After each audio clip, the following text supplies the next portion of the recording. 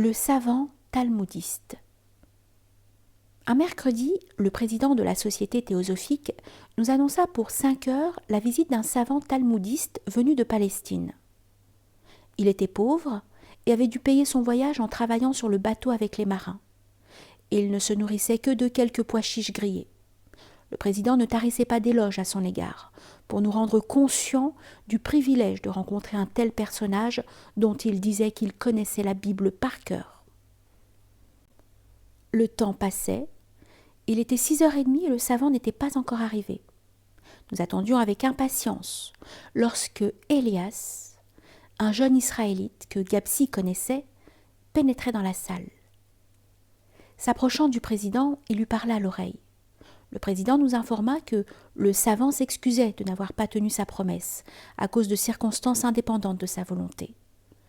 La visite était remise à une date ultérieure. Elias était assis auprès de moi. Je lui posai alors quelques questions. Le personnage ne vient-il pas de Séfrou, où il a passé une dizaine de jours chez une famille de notables israélites? N'est-il pas grand, de forte stature, avec le teint clair? N'a-t-il pas une chevelure et une barbe abondante, d'un roux foncé? Ne porte-t-il pas des lunettes en verre fumé, épais, en raison d'une vue fatiguée et des yeux bleus, très myopes?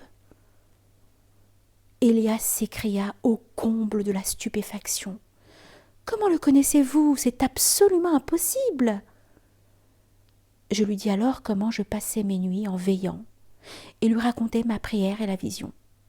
Il me confirma que le personnage avait effectivement passé la nuit en prière à la synagogue, car c'était la veille du Yom Kippour.